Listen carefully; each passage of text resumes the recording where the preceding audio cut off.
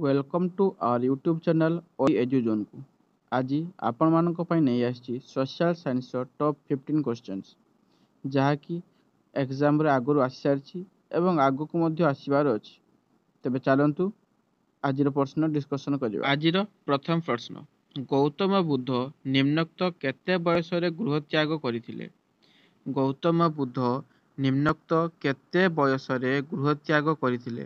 Option A 28, option B 29, option C 30, option D 31। ସଠିକ୍ ଉତ୍ତର ହେଉଛି ଅପସନ୍ ବି 29। 29 ବର୍ଷ ବୟସରେ ଗୌତମ ବୁଦ୍ଧ ଗୃହତ୍ୟାଗ କରିଥିଲେ। ନେକ୍ସଟ କ୍ୱେଶ୍ଚନ୍, ମାମୁଦ କାହିଁକି ଭାରତ ଆକ୍ରମଣ କରିଥିଲେ? ମାମୁଦ କାହିଁକି ଭାରତ ଆକ୍ରମଣ କରିଥିଲେ? ଅପସନ୍ ଏ ନିଜ ରାଜ୍ୟ ପରିସୀମା ବଢ଼ାଇବା ପାଇଁ, ଧନ ଦୌଲତ ପାଇବା ପାଇଁ, ରାଜ୍ୟ ଆକ୍ରମଣ ତାଙ୍କର ନିଶା ଥିଲା, ନା ଅପସନ୍ ଡି ତାଙ୍କର ସେନାପତି କହିବାରୁ? ତେବେ ଏହାର ସଠିକ୍ ଉତ୍ତର ହେଉଛି ଅପସନ୍ ବି, ସେ ଧନ ଦୌଲତ ପାଇବା ପାଇଁ ଭାରତ ଆକ୍ରମଣ କରିଥିଲେ। 3 ନମ୍ବର କ୍ୱେଶ୍ଚନ୍, ସମ୍ରାଟ ହେବା ପୂର୍ବରୁ କୁତୁବୁଦ୍ଦିନ ନିମ୍ନୋକ୍ତ କେଉଁ ରାଜ୍ୟ ଜୟ କରିଥିଲେ? ସମ୍ରାଟ ହେବା ପୂର୍ବରୁ କୁତୁବୁଦ୍ଦିନ ନିମ୍ନୋକ୍ତ କେଉଁ ରାଜ୍ୟ ଜୟ କରିଥିଲେ? ଅପସନ୍ ଏ କଲି, option B Delhi, option C କୋଇନିଜ, ଅପସନ୍ ଡି ଉପରୋକ୍ତ ସମସ୍ତ। ତେବେ ଏହାର ସଠିକ୍ ଉତ୍ତର ହେଉଛି ଅପସନ୍ ଡି, କୁତୁବୁଦ୍ଦିନ ସମ୍ରାଟ ହେବା ପୂର୍ବରୁ ଏହିସବୁ ରାଜ୍ୟ ଜୟ କରିସାରିଥିଲେ। କଲି, ଦିଲ୍ଲୀ, କୋଇନିଜ ସମସ୍ତ ରାଜ୍ୟ ସେ ଜୟ କରିଥିଲେ। 4 ନମ୍ବର କ୍ୱେଶ୍ଚନ୍, ବାହାମନି ରାଜ୍ୟ କେତେ ବର୍ଷ ତିଷ୍ଠି ରହିଥିଲା? ବାହାମନି ରାଜ୍ୟ କେତେ ବର୍ଷ ତିଷ୍ଠି ରହିଥିଲା? ଅପସନ୍ ଏ 160 ବର୍ଷ, ଅପସନ୍ ବି 170 ବର୍ଷ, ଅପସନ୍ ସି 180 ବର୍ଷ, ଅପସନ୍ ଡି 190 ବର୍ଷ। ତେବେ ଏହାର ସଠିକ୍ ଉତ୍ତର ହେଉଛି ଅପସନ୍ ସି 180 ବର୍ଷ।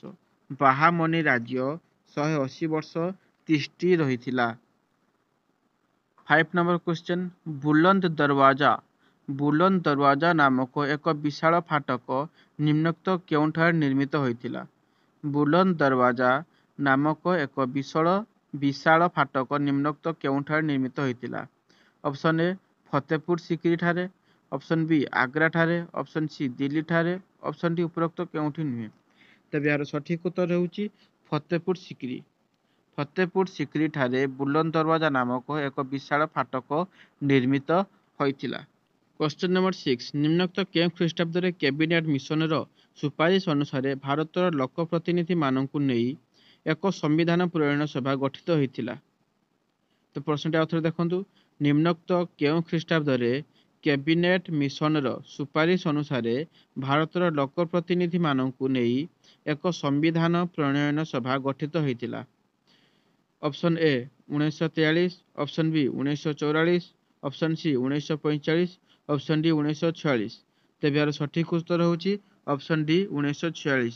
1946 ମସିହାରେ କ୍ୟାବିନେଟ୍ ମିଶନର ସୁପାରିଶ ଅନୁସାରେ ଭାରତର ଲୋକପ୍ରତିନିଧିମାନଙ୍କୁ ନେଇ ଏକ ସମ୍ବିଧାନ ପ୍ରଣୟନ ସଭା ଗଠିତ ହୋଇଥିଲା।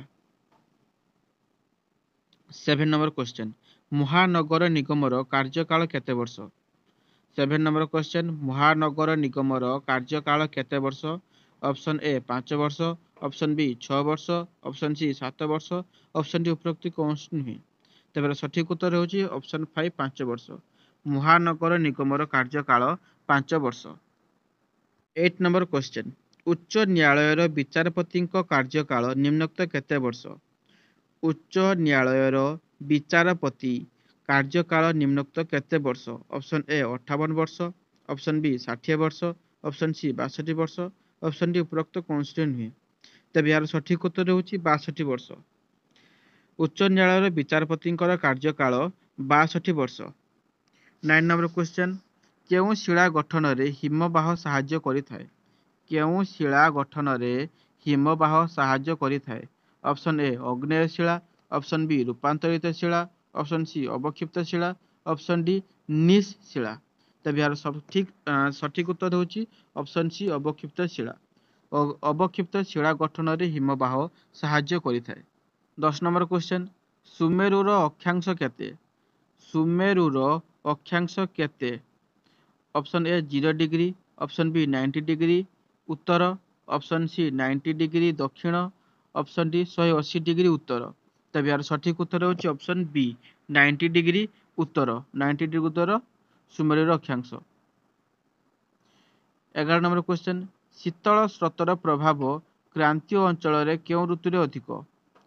ଶୀତଳ ସ୍ରୋତର ପ୍ରଭାବ କ୍ରାନ୍ତୀୟ ଅଞ୍ଚଳରେ କେଉଁ ଋତୁରେ ଅଧିକ? ଅପସନ୍ ଏ ବର୍ଷା ଋତୁ, ଅପସନ୍ ବି ଗ୍ରୀଷ୍ମ ଋତୁ, ଅପସନ୍ ସି ଶୀତ ଋତୁ, ଅପସନ୍ ଡି ବର୍ଷର ସବୁ ଋତୁରେ। ତେବେ ଏହାର ସଠିକ ଉତ୍ତର ହେଉଛି ଗ୍ରୀଷ୍ମ ଋତୁ। ଶୀତଳ ସ୍ରୋତର ପ୍ରଭାବ କ୍ରାନ୍ତୀୟ ଅଞ୍ଚଳରେ ଗ୍ରୀଷ୍ମ ଋତୁରେ ଅଧିକ ହୋଇଥାଏ। ନେକ୍ସଟ କ୍ୱେଶ୍ଚନ୍, 12 ନମ୍ବର କ୍ୱେଶ୍ଚନ୍, ବାୟୁ ଚାପ କାହା ଦ୍ୱାରା ପ୍ରଭାବିତ ହୋଇଥାଏ? ବାୟୁ ଚାପ କାହା ଦ୍ୱାରା ପ୍ରଭାବିତ ହୋଇଥାଏ? ଅପସନ୍ ଏ ଭୂଗଠନ, ଅପସନ୍ ବି ତାପମାତ୍ରା, ଅପସନ୍ ସି ମାଧ୍ୟାକର୍ଷଣ ଶକ୍ତି, ଅପସନ୍ ଡି ଉପରୋକ୍ତ ସମସ୍ତ। ତେବେ ଏହାର ସଠିକ ଉତ୍ତର ହେଉଛି ଉପରୋକ୍ତ ସମସ୍ତ। ବାୟୁ ଚାପ ଭୂଗଠନ, ତାପମାତ୍ରା, ମାଧ୍ୟାକର୍ଷଣ ଶକ୍ତି ଦ୍ୱାରା ପ୍ରଭାବିତ ହୋଇଥାଏ। 13 ନମ୍ବର କ୍ୱେଶ୍ଚନ୍, ଯୁକ୍ତରାଷ୍ଟ୍ର ଓ କାନାଡାରେ ରକି ପର୍ବତମାଳାର ଢାଲୁରେ ପ୍ରବାହିତ ବାୟୁର ନାମ କ'ଣ? ଯୁକ୍ତରାଷ୍ଟ୍ର ଆମେରିକା ଓ କାନାଡାରେ ରକି ପର୍ବତମାଳାର ଢାଲୁରେ ପ୍ରଭାବିତ ବାୟୁର ନାମ କ'ଣ? ଅପସନ୍ ଏ ଲୁ, ଅପସନ୍ ବି କାଳବୈଶାଖୀ, option C chinook, option D hurricane.